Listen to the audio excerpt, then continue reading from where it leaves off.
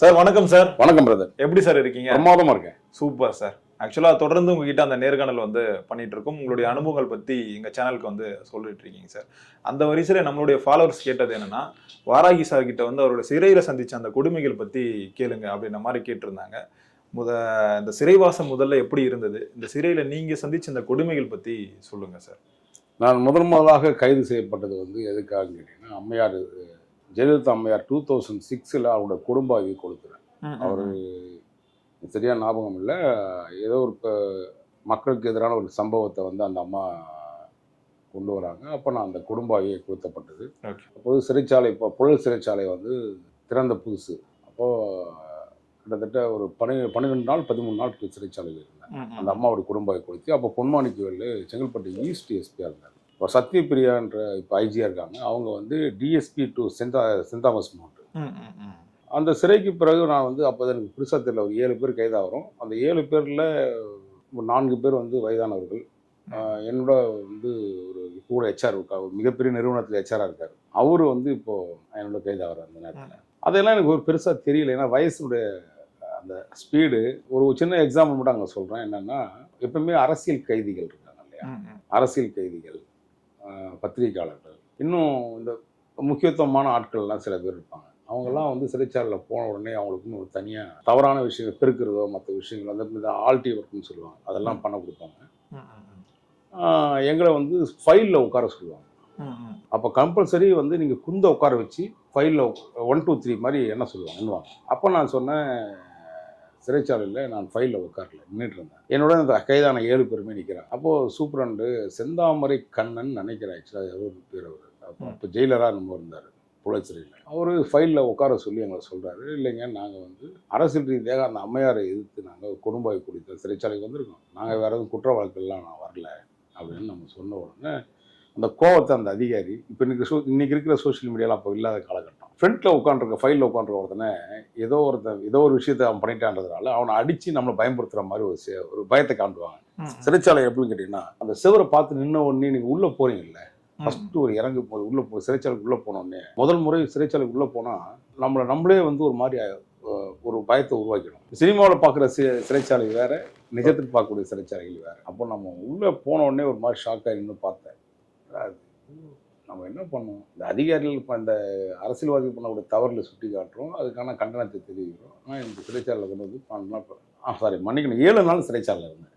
Okay okay 7 நாள் இருந்தேன். அதுக்கு பிறகு 2024 திமுக ஆட்சி 21 வந்தது பிறகு 21 என் மீது வழக்கு போடப்படுது. அந்த வழக்கு என்ன அப்படின்னு கேட்டிங்கன்னா, சின்னத்திரை நடிகர் ஒருத்தர் சாய் பிரசாத்னு ஒருத்தர் இருந்தார். அவர் மனைவி சுஜிதான்னு ஒரு நபர். அவங்க ஏற்கனவே அவங்களுக்குள்ள நிறைய கிளாஷ் இருக்குது. காதல் திருமணம் பண்ணவங்க. அந்த திருமணத்தில் ஏதோ ஒரு இஷ்யூ ஆச்சு. என்கிட்ட நிறைய வாட்டி அவர் நண்பர்கள் சொல்லுவார், என் வீட்டில் இந்த மாதிரி நடக்குதுங்க, இந்த பிள்ளை இந்த மாதிரி போகுதுங்க அப்படின்னு சொல்லுவார். இப்போ அடுத்ததாக நான் என்ன பண்ணுறேன்னா, அந்த பிள்ளை அவர் இறந்துடுறார், சூசைட் பண்ணி இறந்துட்டு ஒரு கடிதம் எழுதுறாரு. அந்த பிள்ளைக்கு நம்ம வேலை தரோம், வேலை கேட்குறாங்க. அம்மா அப்பாலாம் கேட்குறாங்க, சுஜிதாவும் அவங்க அம்மா ராதாமணி வேலை கொடுன்னு கேட்குறாங்க.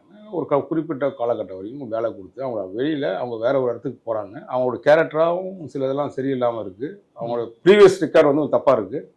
அந்த பையன் சொன்னதெல்லாம் என் மைண்டில் ஓடுது, யாரும் சாய் பிரசாத் இறந்து போனான் சூசைட். ஸோ அந்த நேரத்தில் இவங்கள வேண்டாங்க வேறு நிறுவனத்தை போகிறாங்க. கிட்டத்தட்ட ஒரு 10 ஆண்டு காலம் எனக்கு அவங்களுக்கு தொடர்பே கிடையாது. 2015 16 நினைக்கிறேன் அவர் இறந்தது, சாய் பிரசாத் தற்கொலை பண்ணி இறந்தது. அப்புறம் சோத்து கூட வழி இல்லாமல் தான் அந்த குடும்பம் இருந்துச்சு. வேலை வாய்ப்பு கேட்குது, அவங்க அம்மாவுக்கும் வேலைக்கு சொல்கிறோம், வீட்டு வேலையெல்லாம் சரி, இவங்க இது பண்ணுறாங்க. ஒரு கட்டத்துக்கு அப்புறம் என்னென்னா 2021 இந்த போலி பாஸ்போர்ட் வழக்கில் நான் ஒரு வழக்கு தொடுக்கிறேன் டேவிட்சன் தேவாசீர்வாதத்து மேலே. மதுரையில் அவர் கமிஷனர் ஆகும்போது ஒரு 224 பேருக்கு எனக்கு தெரிஞ்சு அவருடைய மனைவி ஜெனிதா பேரில் ஒரு டிராவல் ஏஜென்சி நடத்தி அவர் நடத்துகிறாரு. பாஸ்போர்ட்டு இந்த மாதிரி தவறான ஆட்களுக்கு, சட்டவிரோதமான செயல்பாடுகள் செய்பவர்களுக்கு, இந்த கஞ்சா அபின் போன்ற, அப்புறம் அந்த ஸ்ரீலங்கன்ஸ் தமிழ்ஸ் இவனுக்குலாம் கொடுத்து இவங்க ஏஜென்சி அந்த எனக்கு ஒரு தகவல் வருது, ஆராய்கிறோம், திருப்பி தகவல் விமர்சனத்தை கேட்குறோம், தரமாட்டேன்றாங்க மதுரையில். அதுக்கப்புறம் சில டாக்குமெண்ட்ஸ் கிடைச்சதுக்கப்புறம் நான் நீதிமன்றத்தினாடி வழக்கு தொடுக்கிறேன். இந்த வழக்கை வாபஸ் வாங்கணும்னு டேவிட்சன் தேவாசீர்வாதம், அப்புறம் அந்த பன்னியோன்னு ஒரு பொண்ணு இருக்குது, ஒரு லேடி ஒரு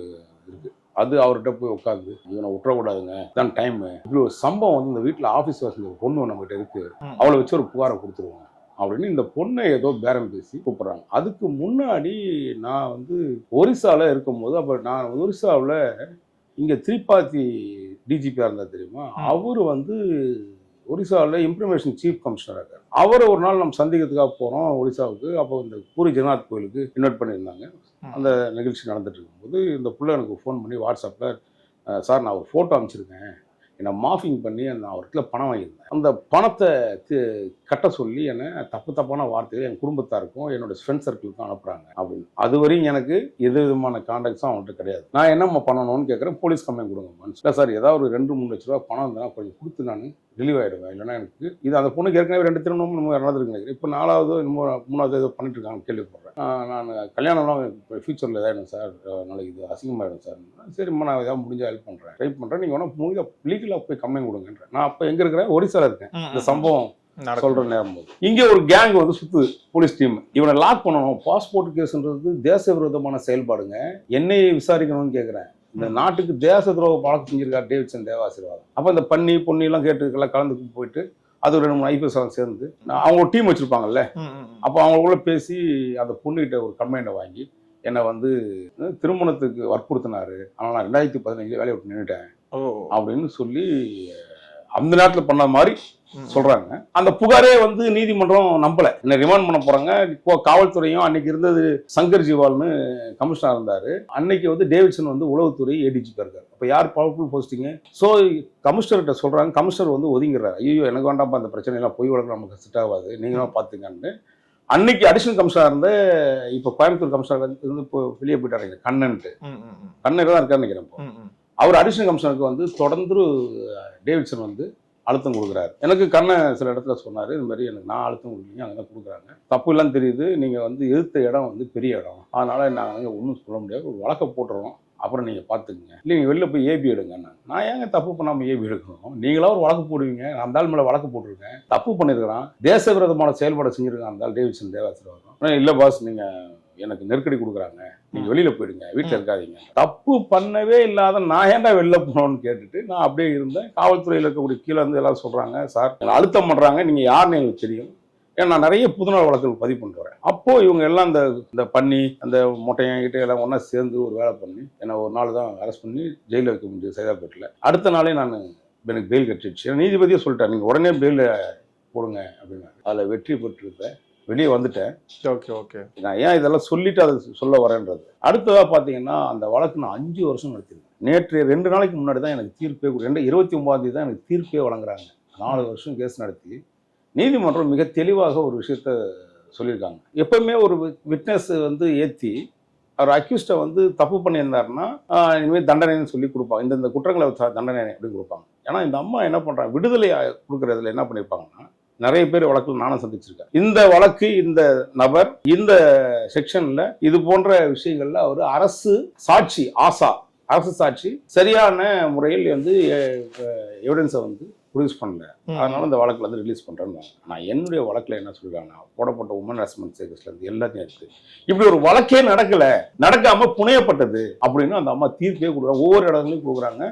ஜஸ்டிஸ் சைதாப்பேட்டையில் 23வது நீதிமன்றத்தில் அந்த அம்மையார். உண்மையாகவே நான் சொல்கிறது, நீதிமன்றம் எங்களை போன்ற போராளிகளுக்கு பெரிய விசில் கொடுக்கக்கூடிய பாதுகாப்பு பண்ணுறது நீதிமன்றம். ஆனால் இந்த 5 வருஷம் என்னோட உழைப்பு அசிங்கம், சில சூழ்நிலைகள், அது இந்த காகிதங்கள் பத்திரிகைலாம் இருப்பாங்கல்ல, அவங்களாம் சேர்ந்து என்னை வந்து விமர்சனம் பண்ணுறாங்க, அவ்வளோ வளர்ச்சி வரக்கூடாது. அடுத்ததாக அதுலேருந்து நான் 2 நாள் 1 நாள் தான் வந்துட்டேன், 2 நாள் வந்துட்டேன். அடுத்தது நான் 2021 ஒரு வழக்கில் கைது வைப்பேன். 5 வழக்கு போடுறாங்க இதே மாதிரி. 12 நாள் சிறைச்சாலை HS2 என்னை கொண்டு போய் வைக்கிறாங்க, ஹை செக்யூரிட்டி பிளாக்ல. என்னை நான் எந்த விதமான தவறும் செய்யலை, ஆனால் உள்ளே கொண்டு போய் வைக்கிறாங்க. வச்ச உடனே இந்த ஆட்சி வந்தது உடனே அப்போ என்ன பண்ணுறாங்கன்னா, என்னை போட்டு அழுத்தம், சிறைச்சாலை தனி அறையில் போட்டுன்னு மன உளைச்சலை கொடுக்கணும்னு நினைக்கிறாங்க. நான் அதையும் தாங்கிக்கிட்டேன். ஒரு 7 நாள் 8 நாள் சொன்னேன். மனு போடும் போது நான் ஒரு 6 நாளுக்கு அப்புறம் ஜெயிலரை பாட்டு சொல்கிறேன், இன்றைக்கி அந்த ஜெயிலர் இருக்காரு, உங்களுக்கு எனக்கு எந்த பிரச்சனையும் கிடையாது, வெளியில் இருக்க அதிகாரிக்கு எனக்கு தான் பிரச்சனை, நீங்கள் தேவையில்லாமல் உள்ளே வந்து எனக்கு பனிஷ்மெண்ட்டாக போட்டு இது பண்ணீங்கன்னா நான் திரும்ப நீதிமன்றத்தை நாடுற மாதிரி இருக்கும் அப்படின்னு சொன்ன உடனே அவர்,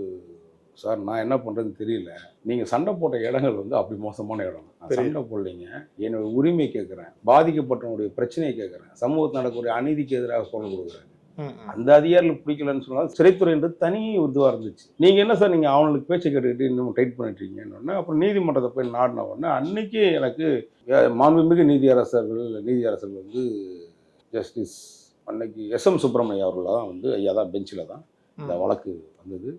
அவருக்கு பிடிச்சிட்டார். இந்த மாதிரியெல்லாம் வழக்கு போடுறது எதிராக உங்களுக்கு கேவலப்படுத்துறீங்க, அப்படின்னு பிடிச்சோன்னே எனக்கு பெயிலும் அது இதுலேருந்து வந்துட்டேன். அந்த சிறைச்சாலையில் இருக்கிற நெருக்கடிகள் இருக்குல்ல, அன்றைக்கி நேரடியாக அன்றைக்கி எஸ்.எம். சுப்பிரமணியம் அவர்கள் வந்து மாவட்ட நீதிபதியை அனுப்பி உள்ளே என்னை விசிட் பண்ணி இந்த மாதிரி வந்து சித்திரவதை பண்ணுறாங்க, தனிமை அறையில் போட்டு பண்ணுறாங்கன்னு உடனடியாக அங்கேருந்து ரிலீவ் பண்ண சொல்லி சம்மந்தப்பட்டவர்களுக்கு சம்மனம் கொடுக்கப்பட்டுச்சு.